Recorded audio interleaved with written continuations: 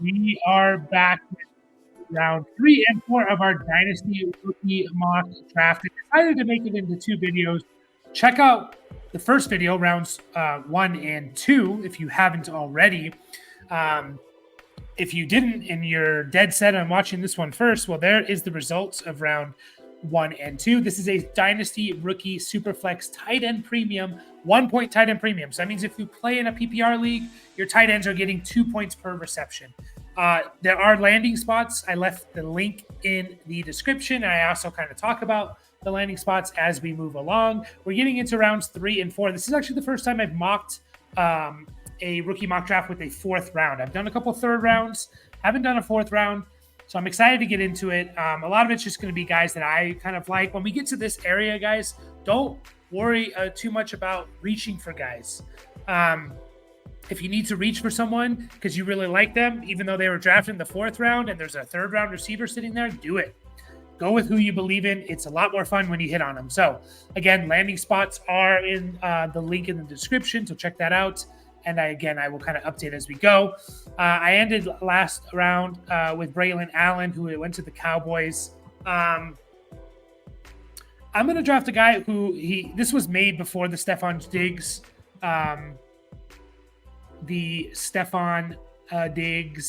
trade. This is Javon Baker, who's actually the last 2nd round pick left from this NFL mock draft. This is from, by the way, the NFL mock draft is from Sporting News. Vinny Iyer, I believe I'm saying that correctly. He wanted to give props. Did a 7-round mock draft, which is insane.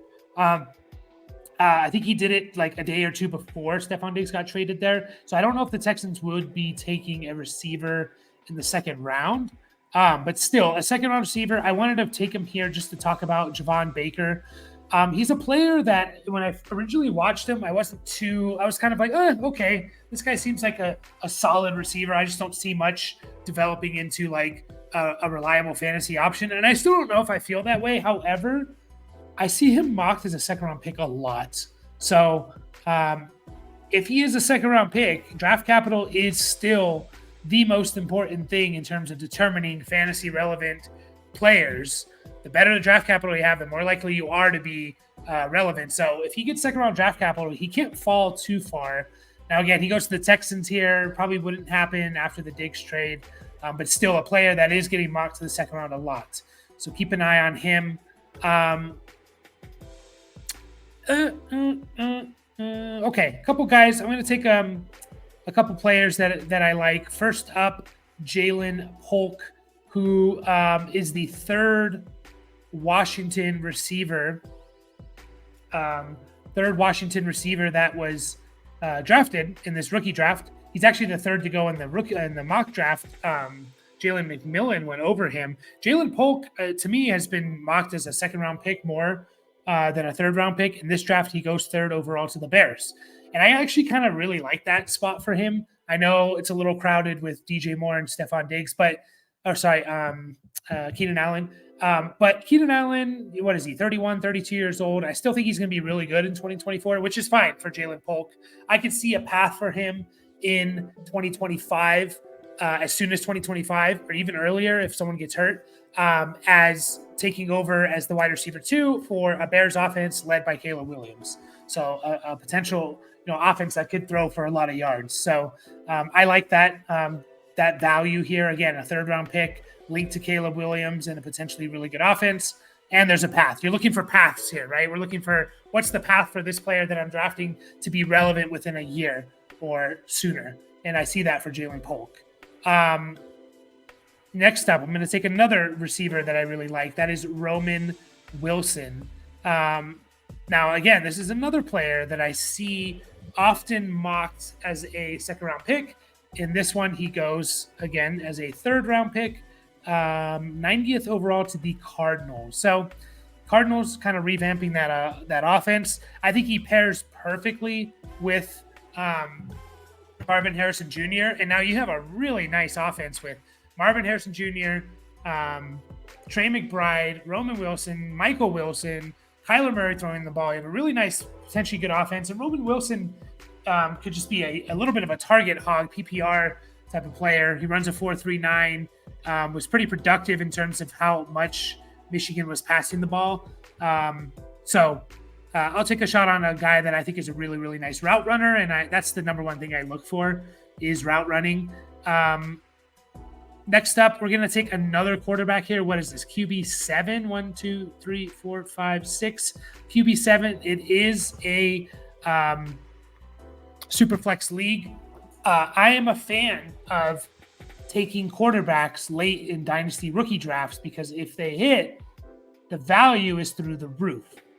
Absolutely through the roof. So Spencer Rattler here. A lot of you know his name. He was on a Netflix series, kind of the number one recruit, got out of high school, got replaced by Caleb Williams, went to South Carolina. The dude has all the arm talent in the world. He gets a little unfairly judged because of that TV show he's on where you're looking at like a 17-year-old kid. You know, we're all dumb when we're 17 years old. I think he's matured. Not that I know him personally, but he seems like he's matured. The dude has all the arm talent in the world. Absolutely all the arm talent. And I love where he goes. 3rd round draft capital, 81st overall to the Seahawks. I love taking a chance on, 3rd round quarterbacks that are going 3rd round quarterbacks in the 3rd or 4th round of a dynasty rookie draft. I love taking a shot on them because, man, if they hit, it's going to be better than all these guys are dart throws. I don't care what anyone says. Like, not all of these players are going to be good. You'll probably get 2 or 3 players in the 3rd and 4th round. Maybe like you're lucky if you get 5 between the 3rd and 4th round. If you get 5 fantasy relevant players between those 2 rounds, I think that's good, right? In terms of overall, that's 24 picks and 5 of them are fantasy relevant. I think that's fantastic. So all these guys are already dart throws. Why not take a dart throw at the most valuable position in the quarterback? So goes to the Seahawks, 81st overall. Geno Smith is going to be the quarterback. That's fine. Spencer Rattler needs to sit for at least a year. Geno Smith is going to be there. This team's going to be good enough, in my opinion. It would be a fringe playoff team, the Seahawks, unless something drastic happens. So they're not going to be picking in the top 10, most likely, where they can grab a quarterback next year. It could be Spencer Rattler if he develops correctly, if they get the right system around him. You obviously have guys like Metcalf, JSN to throw to, and we'll see what else. So I love that. I love that for Spencer Rattler. Again, this is where you can kind of start reaching if you want to reach a little bit. So I am going to reach a little bit all the way to the 4th. There's still several 3rd round picks, but again, these are all dart throws. I think receivers are even more of a dart throw that are going to go in the 3rd round versus like running backs and things like that. I take that back. I'm going to circle back to a player that had pretty high draft capital in the 3rd round. That is Malachi Corley here. I don't know why that just did that. Malachi Corley, if I can find him properly, a very hard prospect to evaluate if you watch his film because 33% of his targets were behind the line of scrimmage. And you just can't evaluate stuff like that. You can evaluate like yards after the catch, but you can't evaluate.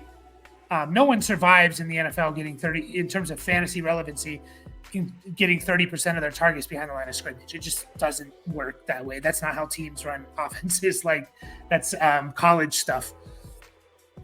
The question of Malachi Corey, he has a running back background. You see it. You see that running back background from him when he gets the ball in his hands. I love his yards after the catch ability. I'm a sucker for versatile players who get manufactured touches, jet sweeps, pop passes, line up in the backfield. Maybe he gets 2 carries a game. Like think of a la Curtis Samuel in 2020. Curtis Samuel had like 200 yards and 2 rushing touchdowns.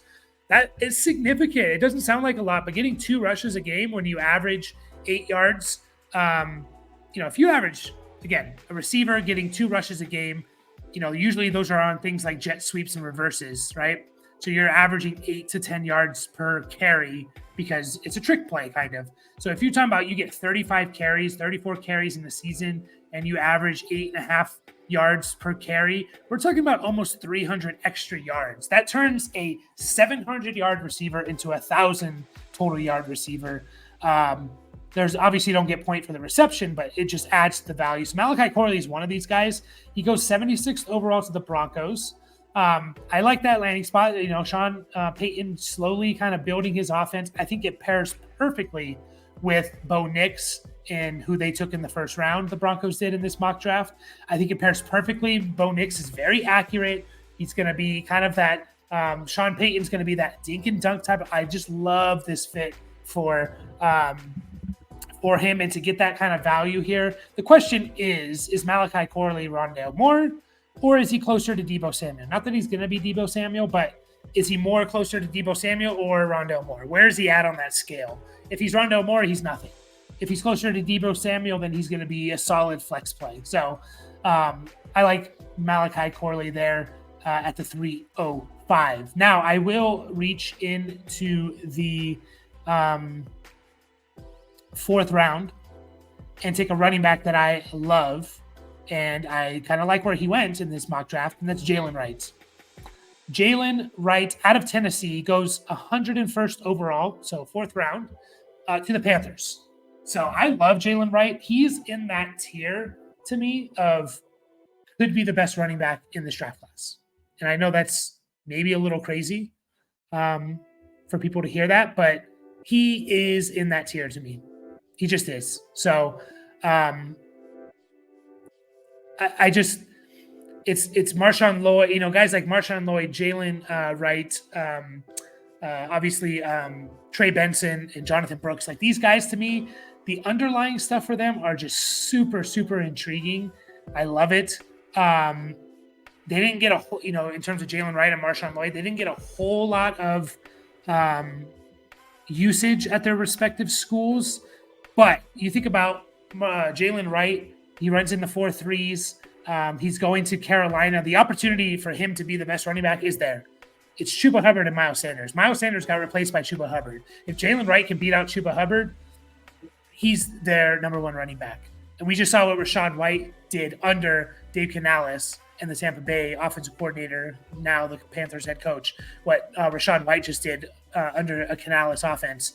Jalen Wright could be that type of player. I think he can. I think he can be a good pass catcher and a good enough runner that I just love that spot for him. These are the type of value picks, scooping up some running backs because they're just more likely to hit in fantasy. They just are, right? They just are. So you're going to get a string of running backs here, actually. Another running back that I'm going to take is Trey Benson, who, I've kind of said is my RB1 in this draft class. Probably should have taken him over Jalen Wright, if I'm going to be honest, but I got a little bit more excited about if I could go back, I would take Trey Benson over Jalen Wright, but I'm not going to do that. It's a mock draft, whatever. Trey Benson, he goes 107th, so only 6 picks later than Jalen Wright, and he goes to the Giants. Another nice spot. They have Devin Singletary, and that's it. Trey Benson, again, my RB1, he just didn't get the draft capital in this rookie mock draft. He went in the 4th round, whereas all the, Brooks, Corum, and Allen went day 2, right? So day 2 running backs, I value a little bit more than day 3 running backs. But Trey Benson goes to the Giants, nice landing spot. Devin Singletary's there. Maybe he splits with Singletary for a year and then takes over. Benson can be a workhorse running back. He had a devastating injury that people thought maybe his career was over. He came back from it and still looked good. So he's fast. He runs in the 4.3s. He's like 220, which is very, very rare. That size speed combination of like 220 and running in the 4.3s is extremely rare. I feel like not enough people are talking about Trey Benson as, this rookie draft class gets a lot of people saying it's not the greatest running back draft class. There's about 5 or 6, 7 guys that I really like.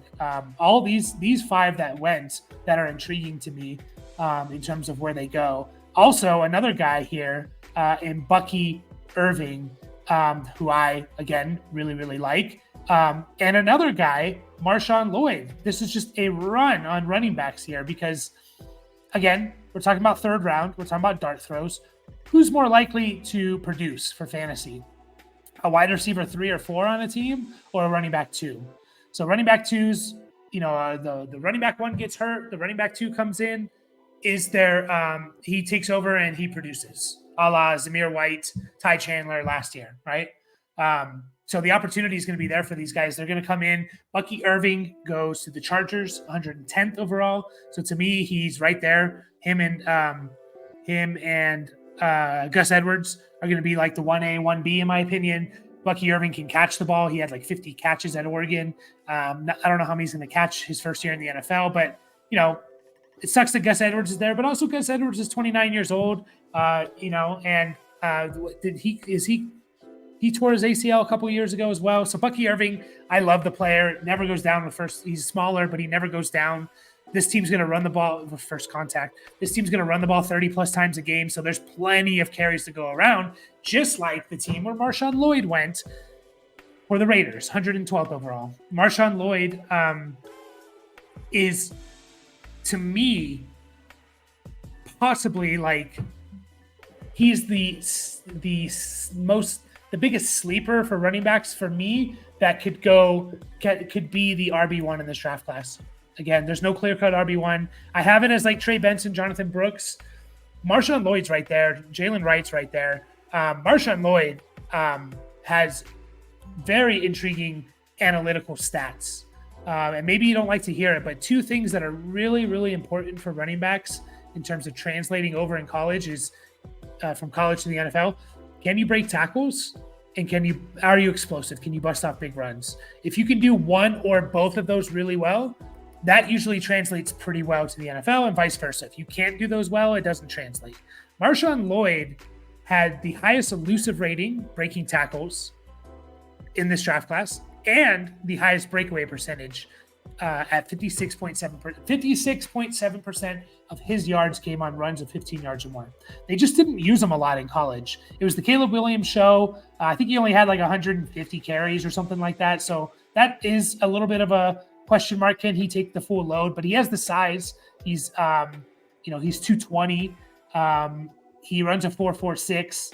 And yeah, he has, I think, the third best elusive rating in the history of PFF. Recording this, it's like Bijan, Javonte Williams, and Marshawn Lloyd. So I love Marshawn Lloyd a lot, and I love that he went to the Raiders, another team that's probably going to run the ball 30 times a game. So I'm going to circle back. There's still some third-round receivers here that I'm going to potentially take.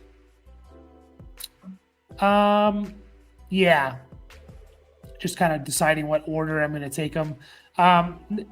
Next one I'm going to take here is Jerry Rice's son, Brendan Rice. He goes to the third round, 95th overall to the Chiefs.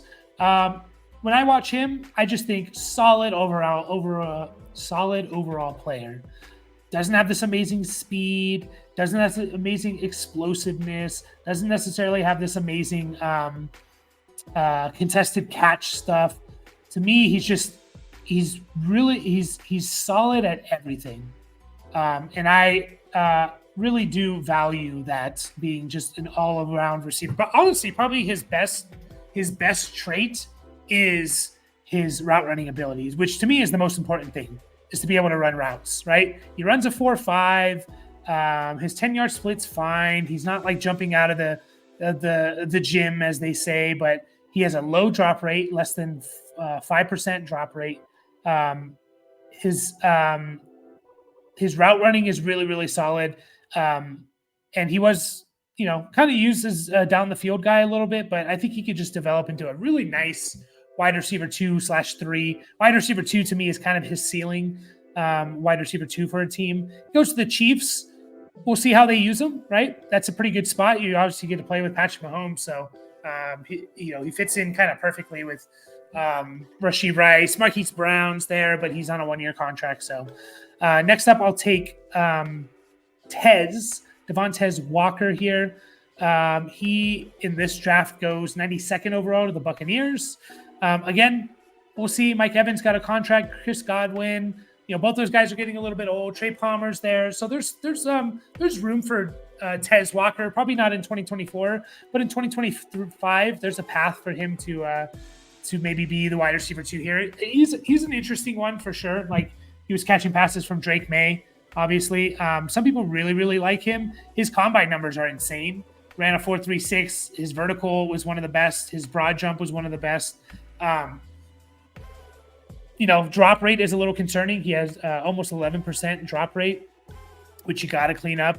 Not a lot of yards after the catch, kind of only lined up on one side of the field at North Carolina, which is kind of a knock on Quentin Johnston last year for TCU, only lined up like on one side of the field.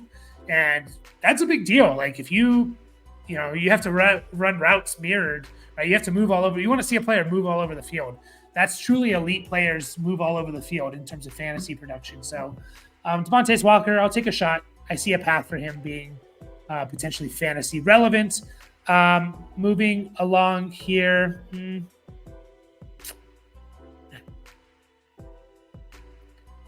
Again, this is the area to me. Take a shot on quarterbacks if they're there, maybe tight ends. Michael Pratt goes in the 4th round to the Jets at 111th overall. Michael Pratt out of Tulane. He reminds me a little bit of, now I can't remember. There was a quarterback out of Stanford last year. Went to the Eagles. Tanner McKee went to the Eagles. He was like Tanner McKee was like mocked all offseason as like a 2nd or 3rd round guy, as kind of like the QB, what was it, QB 4 or 5 in the draft class, and then he went in the 5th round. Michael Pratt reminds me. I just don't see anything amazing jump off the board for Michael Pratt here. It's kind of like, yeah, okay, but again, even if he becomes QB 20 for a couple years, right? Even if 2025, Aaron Rodgers retires, Michael Pratt's the quarterback for the Jets, and he's QB 20 in 2025 and QB 20 in 2026, and then they move on from him because he's just whatever. To me, that's worth a rookie pick at the 312. It is. Two seasons as a QB3 for my team in a superflex league. I'll take it at the 312. I'll trade a 3rd round pick every day of the year for that. So I'll take Michael Pratt there. There's a couple tight ends that I'm not 100% familiar with. Next up here, because of the team he went to, I'm not a big fan of this guy. These are guys, I'm just going to throw some guys out there and talk about them. Audric Estime goes in the 3rd round, 99th overall. Not a huge Estime fan. He's slow. He just is. He's just slow. I'm sorry. Like, he ran a 4.7. 4.6 is like concerning. He ran a 4.7, and it wasn't like his 10-yard split was great either. It was 1.58. So he's slow initial burst. He's slow overall. I just don't see it with him. He's going to need 25 carries in a game to do anything, but he goes to the Rams. They know offense, right? Kyren Williams, although he's awesome, there is concerns about his size and ability to handle a full season. Easy to forget, Kyren Williams missed 4 games last year. So, Estime, if the Rams are taking him here, they probably believe in him, and maybe he's the RB2 for the Rams, and I'll take that. I'll take that. Where do I go next? Players that I like is what I want to go here.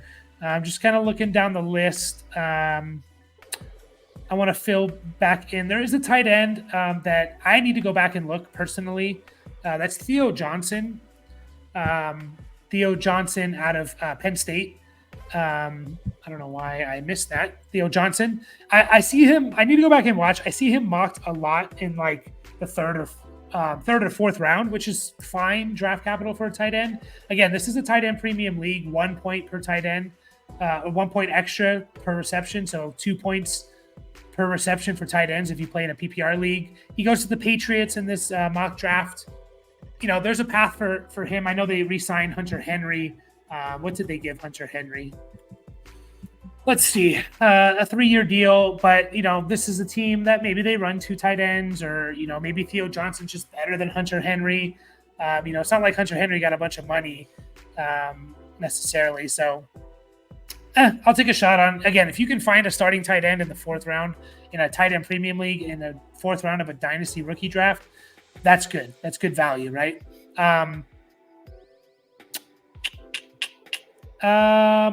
Next up, I'll take a stab at a guy like Johnny Wilson. Not a big Johnny Wilson fan. I think he should probably move to tight end, if I'm being honest, from FSU. The dude's like I think he's the tallest non-offensive lineman or the tallest like skill position player ever measured at the combine. He's like 6'7" plus, and he plays like he's 6'7". If this was the year 2000, he would be a second or first round pick. This is not how the NFL plays anymore. It doesn't get a lot of separation, in my opinion, in his routes. He's a little bit lumbering, and I understand why. It's not like he's slow necessarily. He runs a 4.52. He has a fine 10-yard split, but a 30% contested catch rate, target percentage. 30% of his targets were contested. Why? Mostly because he couldn't create separation and get open, in my opinion. Now, what's the positive about him? He catches over 50% of his contested catches. That's a really good number. I would hope you would catch 50% of your contested catches if a third of them are contested. So there's a couple things there where you can, all right, yeah, I can see a path for him catching 10 touchdowns or something. He goes to the Commanders, 100th overall. Again, this is the 4th round. Everyone's a dart throw at this point, right? Next up, I'll take Jamari Thrash. He is the last 3rd round pick in this NFL mock draft. I think Thrash is at best a 3rd option slot receiver guy. He's like a Hunter Renfrow, like at best. Maybe you get a season, a Cole Beasley, Hunter Renfrow season of 900 yards and 8 touchdowns with 80 catches. Maybe you get a season like that if you're on the right offense that throws a lot, or like a Cole Beasley had a year like that. Now he goes to the Bengals, 97th overall. So he did get on the right offense. He's probably a 50, 60. He's probably Tyler Boyd, what Tyler Boyd's been the last several years. So what's Tyler Boyd been the last several years? 60 to 70 catches, 600 to 800 yards, and 5 touchdowns. Do you want to be starting that guy? Unless you're playing in like a 14 team or a 12 team, start 15, 14, 16. You don't want to be starting that guy. If you're playing a standard 12 team, start 10 or even less, you don't want to be starting Tyler Boyd. Now, there is some upside if player gets hurt, but he fills in at the slot, but he's on the Bengals, so he could have an off year where Chase or Higgins gets hurt, and Jamari Thrash has 900 yards and 80 catches or something. That's how I feel about him. Moving right along here, other players that I want to highlight. I did take Michael Pratt. There's a couple running backs here. Here's a guy that I do want to talk about. Ainias Smith out of Texas A&M. I've been going back and watching his film. He's a sneaky sleeper to me. He is a sneaky sleeper to me. He's not going to go very high in the NFL draft, in my opinion. This mock draft, he went in the 1st, 2nd, 3rd. Looks like he was the last fantasy relevant player picked in the 4th round. That's fine. I think that's like best case scenario for him. There's a little bit of like legal issues that he had. His time at A&M, but you watch his film and it's like, this guy is intriguing. Yeah. Like he has some qualities. He's very versatile. He can be used all over the field as a rusher. He kind of came from that running back wide receiver background again. I love that. Versatility. He's going to probably be drafted to be a kick returner, especially with the new kick return rules, and he'll get a chance to potentially get on the field. He's kind of a sleeper. If I had to pick a 4th round sleeper that no one's talking about, it would probably be Ainias Smith, to be honest. Now, maturity is an issue, the legal stuff, but man, he has some pretty high upside as just like a weapon for an NFL team. So if he gets to the right team, I like it. In this, he goes to the Texans. Again, this was kind of made. This was made before the Stephon Diggs trade. So just keep an eye on Ainias Smith and where he goes. If I had to bring all that together. Okay. I'm going to grab another receiver here, and this is, everyone, your new Taysom Hill, Luke McCaffrey goes 145th overall, 4th round, I believe, or 5th round. What is that? 1, 2, 3, 5th round to the Denver Broncos. Luke McCaffrey will be your new, if he goes to the Broncos, he will be your new Taysom Hill. He will be Sean Payton's new Taysom Hill. Now, he's not going to be necessarily going as a tight end because he's not a tight end. He played quarterback there for a little bit at Nebraska. He was more of a running quarterback than anything, but he can kind of do it all. The guy caught 71 passes. He can run the ball. He had 65 rushes. It was the most in a season. It'd be interesting to see what he gets listed as if he changes his position.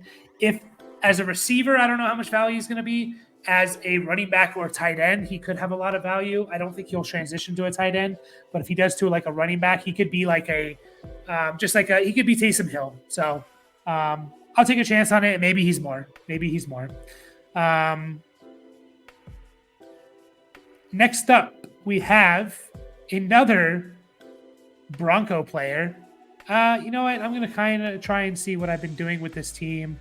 All right, I'll take a shot on a player that has some traits that I like. Jacob Cowing. If I can get that right. Jacob Cowing. To me, he profiles again as a slot guy, but there is some intriguing things to him. I love how he plays. He's can't tackle him in a phone booth type of player.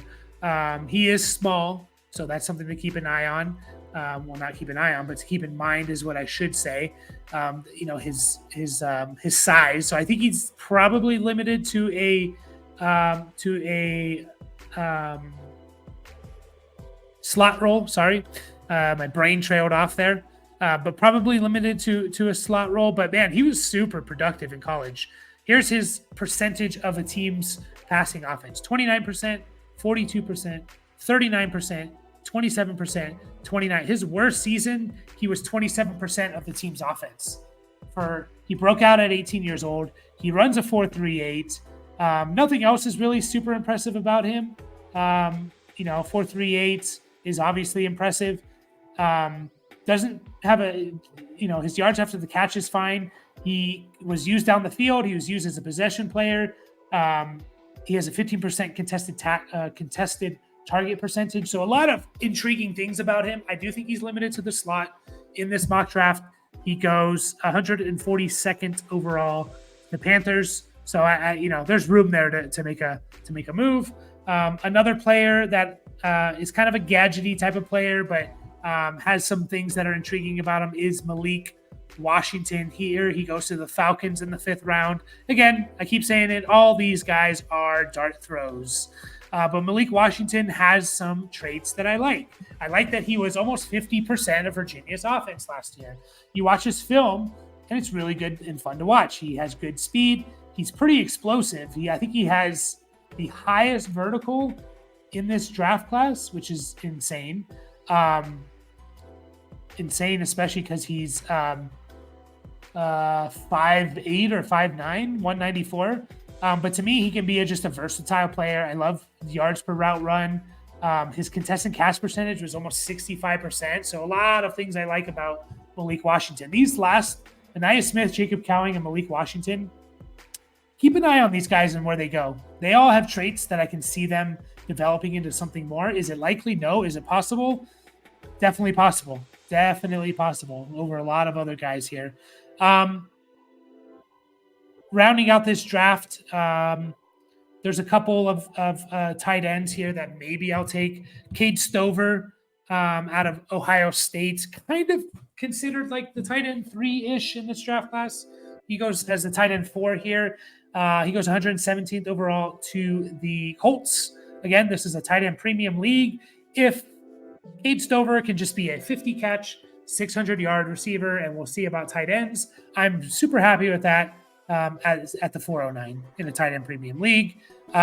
Will Shipley is another player that has, I'm not that high on Will Shipley. I know some people are, so I'll give respect and mention his name. I'm not super high on him. Yeah, he can catch the ball, but he's not like amazing at anything. He's just like, if for college he was good, but he wasn't like amazing at anything. Doesn't have amazing speed. Doesn't have amazing ability to break tackles or breakaway percentage. Yeah, he caught some passes, but yeah, I'll throw him in here. He goes to the Texans, so he's probably not going to do much his first year there. Already took Malik Washington. Isaac Guarendo, I think I'm saying that right, is another player that I'll take a shot on here out of Louisville. He didn't really do much until he went to Louisville.